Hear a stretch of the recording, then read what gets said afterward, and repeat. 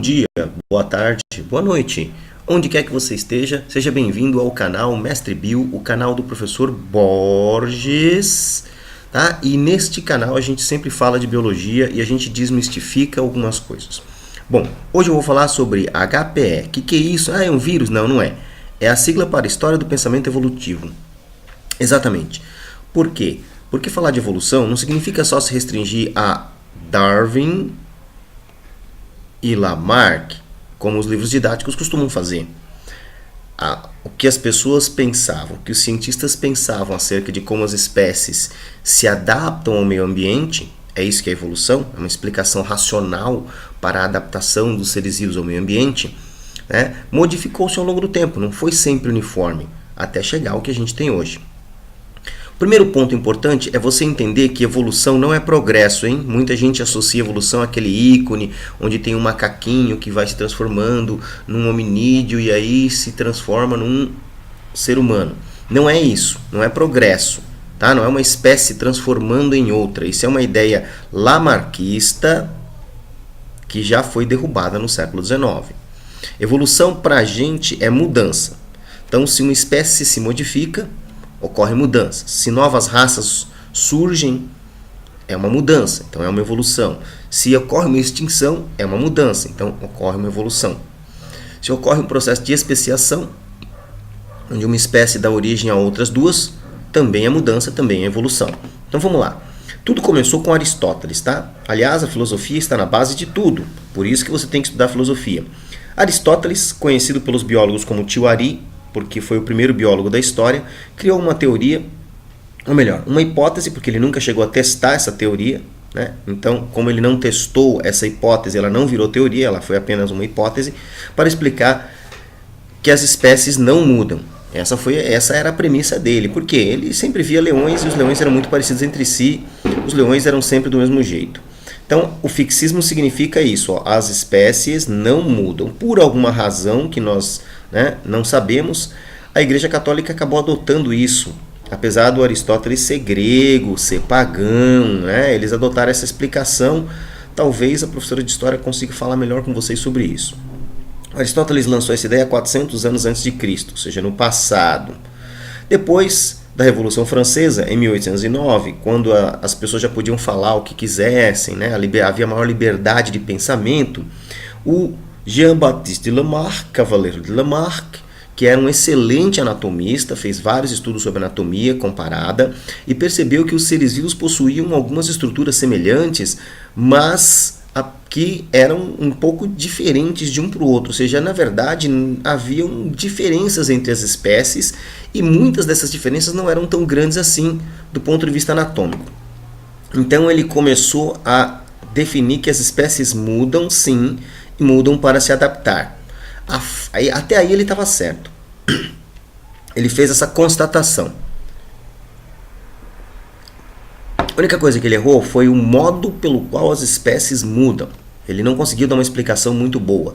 Ele explicou, ele inventou uma hipótese, porque ele também não testou essa hipótese, que as espécies mudavam por uso e desuso de órgãos. É aquela ideia de que se você fizer bastante academia, você vai ficar musculoso. Até aí tudo bem.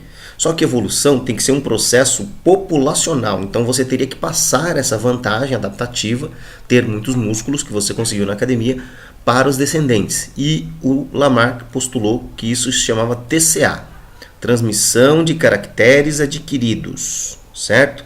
O que culturalmente tem algum sentido, mas biologicamente não tem nenhum sentido. Imagina a coitada da mamãe, do filho do Schwarzenegger, se o filho dele já nascesse musculoso. Não dá certo. Então, além disso, vários pesquisadores fizeram experiências no século XIX e derrubaram essa ideia de transmissão dos caracteres adquiridos. E aí o lamarquismo caiu. Essa hipótese caiu. Assim como o fixismo caiu. Ou seja, o Lamarck derrubou o fixismo e o darwinismo derrubou o lamarquismo. Tá? Por conta de TCA e uso e desuso terem caído. Tá? O Darwin, quando ele iniciou as pesquisas dele, ele era lamarquista, mas aí ele fez uma grande viagem pelo mundo, a bordo do Beagle com o capitão Fritz Roy, e observou muitas coisas interessantes ao redor do mundo, inclusive muita da biodiversidade dos trópicos, que o Lamarck não teve a oportunidade de presenciar. Talvez se ele tivesse presenciado, ele pudesse até ter ideias diferentes. E aí, o Darwin percebeu que não dava para explicar por uso e desuso e TCA. Então ele lançou uma nova teoria. Ele falou que as espécies se adaptam ao meio por meio de seleção natural. Ou seja, existe uma variação intrínseca nas populações. Se você olhar para o seu irmãozinho, para a sua irmãzinha, para os seus primos, você vai ver que realmente toda a população de seres humanos tem variação, assim como toda a população de cachorrinhos, de samambaias, de protozoários, tem variação de um para o outro, nunca um é exatamente igual ao outro. E que essas pequenas diferenças podem dar vantagens, pode significar vantagens para um e desvantagens para outros. Então quem tem uma vantagem natural, né, pode sobreviver por mais tempo, deixar mais descendentes, e é isso que importa em termos evolutivos, ou seja, que você consiga passar aquela característica para os seus descendentes. O Darwin só errou numa coisa: a hipótese da pangênese, que tentava explicar como que as características passavam de pais para filhos. E aí ele usou aquela velha pangênese aristotélica, que o Aristóteles de novo sendo utilizado aqui, e modificou um pouquinho essa pangênese aristotélica. Ele afirmava que todos os órgãos do corpo mandavam sementes para os órgãos reprodutivos, que juntavam essas sementes no gameta e então passavam as características para a próxima geração, tá? Um sobrinho do Darwin, o Galton, fez experimentos com ratos e comprovou que isso foi uma grande besteira. Ele cortou o rabo de ratinhos por 20 gerações. O Weismann também repetiu esse experimento.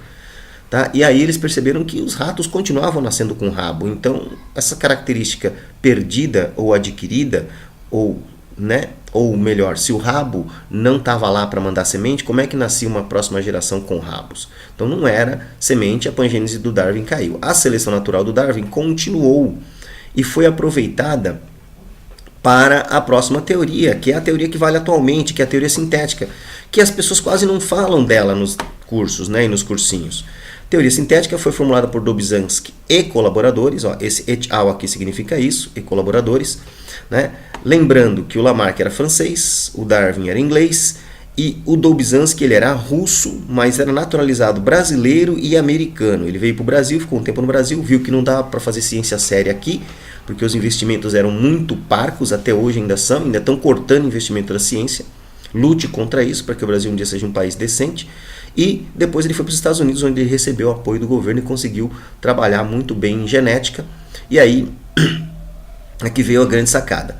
Ele confirmou realmente os seres vivos se adaptam, a adaptação foi criada pelo Lamarck. Sobreviveu ao Darwin, sobreviveu ao Lamarck. Portanto, evolução é o quê? É uma mudança nos seres vivos que tornam os seres vivos mais adaptados ao meio onde eles vivem, tá? Por seleção natural, ou seja, a adaptação ocorre por seleção natural. Existe uma variação intrínseca na população. Essa variação tem uma origem, a origem dessa variação é a mutação genética, ou seja, os genes mudam, sofrem mutação por influência de fatores como radiações, produtos químicos, estresse bioquímico, etc. Essa mutação promove a variação sobre a qual a seleção natural vai atuar e vai permitir a sobrevivência dos mais aptos. O mais apto sobrevivendo, ele passa, obviamente, esses genes para os seus descendentes. Aqueles que morrem cedo, antes de se reproduzir, ou que depois de gerarem apenas poucos filhos, vão ter menos cópias desses genes na próxima geração e, portanto, os genes que promovem maior adaptação aumentam a frequência na próxima geração e também, né, as características determinadas por esses genes se tornam mais presentes na população e assim aquela população vai ficando mais adaptada. Veja, evolução é um fenômeno populacional, tá? E a genética substituiu a pangênese, a genética mendeliana, porque nessa época as pessoas já estavam lendo o Mendel. Gente, o Darwin perdeu uma oportunidade incrível, tá? O Einstein uma vez disse assim: a oportunidade favorece a mente preparada. E o Darwin, como era naturalista, não gostava muito de matemática, mas ele recebeu uma revista científica no século XIX, estava lá na biblioteca dele, com o trabalho do Mendel. Só que o trabalho do Mendel tinha muita matemática, o Darwin não entendeu. E é por isso que ele não foi capaz de formular uma seleção natural, uma teoria adaptativa completamente correta. A pangênese foi um grande tiro no pé. Tá? Então, quando as pessoas falam hoje assim, né, muitos religiosos costumam falar assim: mas o Darwin estava errado. Realmente, o Darwin estava errado. Mas isso não significa que a evolução esteja errada ou que a evolução inexista. Porque o Dobzhansky comprovou e formulou uma teoria muito melhor que a do Darwin, muito mais forte e muito mais difícil de ser derrubada. O problema é que essa teoria mostra que as espécies mudam ao acaso, em função de mutação e variação aleatória, e isso não é muito agradável para quem acredita que existe uma divindade por aí, com uma varinha mágica, promovendo as mudanças nas espécies, certo? Lembrem-se disso, não se esqueça de curtir e de compartilhar nas redes sociais, tá?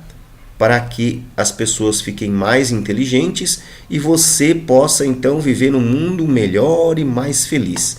Qualquer dúvida, mande para o nosso Gmail, mande também sugestões de aulas, mande também suas dúvidas, certo?